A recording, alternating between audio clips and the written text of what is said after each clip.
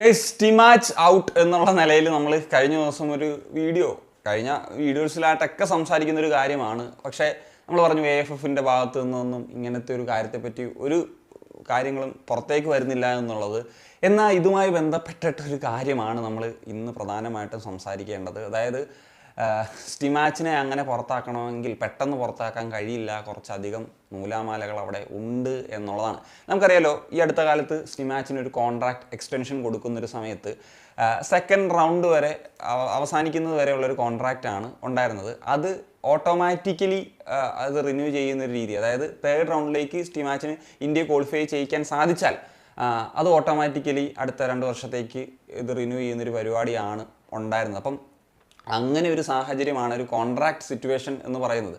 സ്റ്റിമാച്ചിൻ്റെ ഒരു സാലറി എന്ന് പറയുന്നത് പെർ മന്ത് 25 ലക്ഷം രൂപയാണ്. അപ്പോൾ നിലവിലെ ഈ ഒരു സാഹചര്യത്തിൽ അദ്ദേഹത്തിൻ്റെ ഒരു കോൺട്രാക്റ്റ് ടെർമിനേറ്റ് ചെയ്ത് അല്ലെങ്കിൽ സാക്ക് ചെയ്യുന്നൊരു സാഹചര്യത്തിലേക്ക് പോയി കഴിഞ്ഞാൽ ഒരു കോമ്പൻസേഷൻ എന്ന നിലയിൽ 6 കോടി രൂപ വരെ കൊടുക്കേണ്ടി വരും എന്നുള്ളതാണ് നിലവിലത്തെ ഒരു സാഹചര്യം. AFFനെ സംബന്ധിച്ചിടത്തോളം ഇതൊരു വലിയ തുക തന്നെയാണ് എന്നുള്ളതാണ്. ഞാൻ ആക്ച്വലി ഞെട്ടിപ്പോയി. ഒരു 3 കോടി രൂപയൊക്കെയാണ് സ്റ്റിമാച്ചിൻ്റെ ഒരു സാലറി. ഞാൻ അത്രയ്ക്കൊന്നും പ്രതീക്ഷിച്ചില്ല. ഞാൻ 1 കോടിക്കും 2 കോടിക്കും ഒക്കെ ഇടയിലായിരിക്കും മാക്സിമം എന്നുള്ള നിലയ്ക്കൊക്കെയാണ് പ്രതീക്ഷിച്ചുകൊണ്ടിരുന്നത്. ഇത് സത്യത്തിൽ വലിയ ഒരു ഹ്യൂജ് എമൗണ്ട് തന്നെയാണ്. ആക്ച്വലി ഇതിൽ ആരെയാണ് പഠിക്കേണ്ടതെന്ന് വെച്ച് കഴിഞ്ഞാൽ ഡെഫിനറ്റ്ലി പറയാം AFFന്റെ ടെക്നിക്കൽ കമ്മിറ്റിയെ തന്നെയാണ്. കാരണം അവരാണ് ഈ ഒരു ഡിസിഷൻസും കാര്യങ്ങളൊക്കെ എടുക്കേണ്ടത്.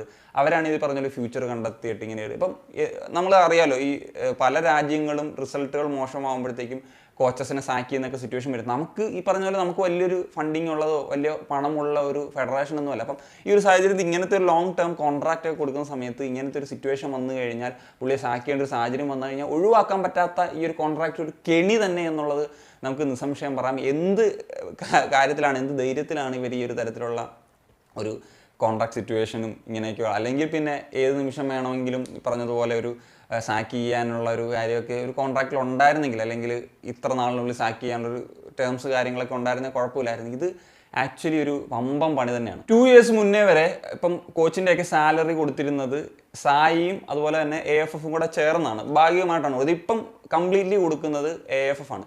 സായി എന്ന് പറയുമ്പോൾ അറിയാലോ, സ്പോർട്സ് അതോറിറ്റി ഓഫ് ഇന്ത്യ. അപ്പം നിലവിലത്തെ ഒരു കാര്യങ്ങൾ പോകുന്നത്, അതായത് ഇന്ത്യയുടെ പെർഫോമൻസിൻ്റെ ഒക്കെ കാര്യത്തിൽ സായിയും അല്ലെങ്കിൽ ഗവൺമെൻറ്റും ഒക്കെ ഒരു അൺഹാപ്പി ആയിട്ടുള്ള സിറ്റുവേഷനിലൂടെയാണ് പോകുന്നത് എന്നുള്ളതാണ്. ഇപ്പം സായി കല്യാൺ ചൗബയെ അടുത്ത് ഒരു മീറ്റിങ്ങിന് വേണ്ടിയിട്ട് ഒരു കാര്യങ്ങളിലേക്കൊക്കെ പോവുകയാണ് എന്നുള്ളതാണ്. ഇപ്പം കോച്ചിൻ്റെ സാലറി AFF ആണ് കൊടുക്കുന്നതെങ്കിലും മറ്റു പല ഫണ്ടിങ്ങും ചെയ്യുന്നത് സായി ആണ് എന്നുള്ളതാണ്. അപ്പം കൃത്യമായിട്ടുള്ള ഒരു വിശദീകരണം കൊടുക്കണമെന്നുള്ള നിലയ്ക്കാണ് ഇപ്പം കല്യാൺ ചൗബയ്ക്ക് ഒരു മീറ്റിംഗ് വിളിച്ചിരിക്കുന്നതെന്നാണ്. ഇത് ഉറപ്പായിട്ടും അവിടെ ഒരു ഹാപ്പി ആയിട്ടുള്ളൊരു കാര്യമാണ്. കാരണം ഇത് വളരെ വലിയ പ്രതിഷേധങ്ങളൊക്കെ വന്ന സമയത്ത് ഇത് ഗവൺമെൻറ്റിൻ്റെ അല്ലെങ്കിൽ സായിയുടെയും ചെവിയിലേക്ക് എത്തി കല്യാൺ ചൗബ ഇമ്മീഡിയറ്റ് ആയിട്ട് വിളിച്ചൊരു തീരുമാനം എടുക്കണമെന്നുള്ള ലെവലിലേക്കൊക്കെ പോകുന്നു എന്നുള്ളത്. ഏതായാലും ഈ ഒരു മീറ്റിങ്ങിൽ സ്റ്റിമാച്ചിനെ ഇപ്പോൾ സാക്ക് ചെയ്യണോ അതോ ജൂണിൽ സാക്ക് ചെയ്യണോ എന്നൊക്കെയുള്ള കാര്യങ്ങളിലൊക്കെ ഒരു ചർച്ചകൾ നടക്കും എന്നുള്ളതാണ് പറയുന്നത്. അതിൽ നിലവിലത്തെ ഒരു സാഹചര്യത്തിൽ സായും ഗവൺമെൻറ്റും ഒന്നും ഇഗോർ സ്റ്റിമാച്ചിനെ ഇന്ത്യൻ കോച്ച് എന്ന നിലയിൽ മുന്നോട്ട് കൊണ്ടുപോകുന്ന കാര്യത്തിൽ അത്ര താല്പര്യമില്ല എന്നുള്ളതാണ് പറയപ്പെടുന്നത്.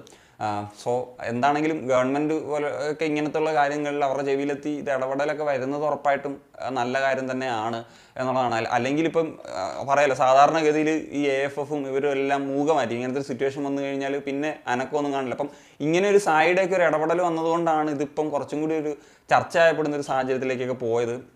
ഏതായാലും ഒരു ഡിസിഷൻ സായിയുടെ ഒരു മീറ്റിങ്ങിൽ കാര്യങ്ങളൊക്കെ വരുമെന്നുള്ളതാണ് പ്രതീക്ഷിക്കുന്നത്. പിന്നെ ഈ ഒരു 6 കോടി എന്നുള്ളൊരു എമൗണ്ട് കോമ്പൻസേഷൻ സ്റ്റിമാച്ചിന് കൊടുക്കേണ്ടത്, ഇതിൽ ഒരു നെഗോസിയേഷൻ AFF നടത്തുമെന്നുള്ളതൊക്കെയാണ് പറയുന്നത്.